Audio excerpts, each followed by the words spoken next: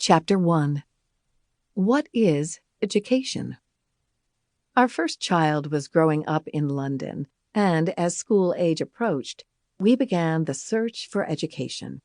As young parents, we wanted the best for our curly-headed toddler. But what was the best? We visited schools and imagined our daughter living out her child life in them.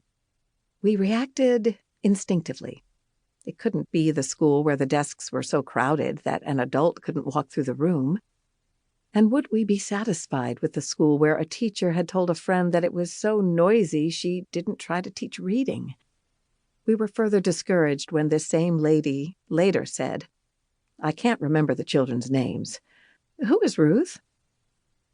Could we imagine our creative, singing Margaret sitting in a desk memorizing facts from morn till night? Or would we be satisfied with the opposite, the noisy chaos of endless free play? This is a problem many parents face. What should we aim for when thinking about education? We want the best, but when we look around at what's available, we often have to settle for situations that we would not have chosen in the first place.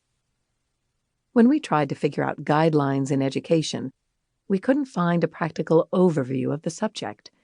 We invited experts to lecture to groups, but somehow it didn't help.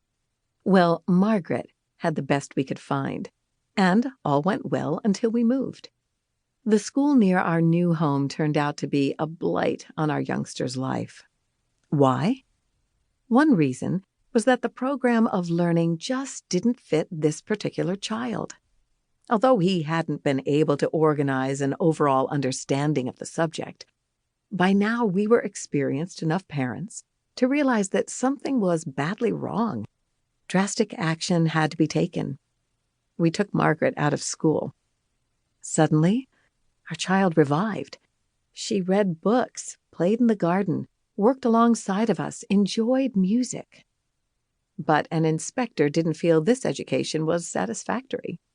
Margaret should be in school. At that time, we didn't realize that he was wrong. The law in England allows for education otherwise than at school. 11 years later, Margaret's younger brother and sister were able to enjoy home-based education. But at that earlier time, we sadly accepted that, in the law's eyes, education equals a schoolroom. In this case, it meant 2 frustrating years, with 40 children to 1 teacher. Was this what a child's life was meant to be? A drive to a closed-off cement area, a crowded room, a day so tiring that at the end, Margaret and her younger sister came home taut with exhaustion? We did the best we could in the hours spent away from school, but our prayers were becoming pretty desperate. And then, unexpectedly, the answer came. The end of that story must wait to be told later in this book. Suffice it to say that the answers came when we found a little school run in a cottage. After our children went there, we realized that here was something really different. What was it?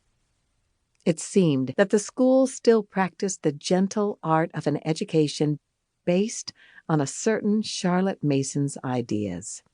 We were, quite frankly, impressed. Could we find out more about these educational ideas? Was this what we were looking for? We sent off for books, now out of print, by this lady who lived nearly 100 years ago. I can remember how we sat in bed reading, often stopping to share some newly discovered concept. Our enthusiasm grew. The ideas made such good sense. We found that they are relevant to today's child and today's society.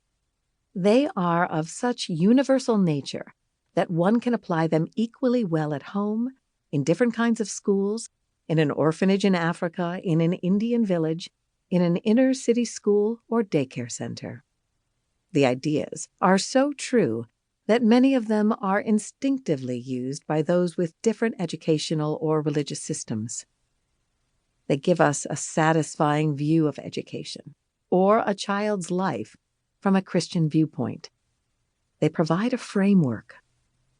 Before we continue with the consideration of these ideas,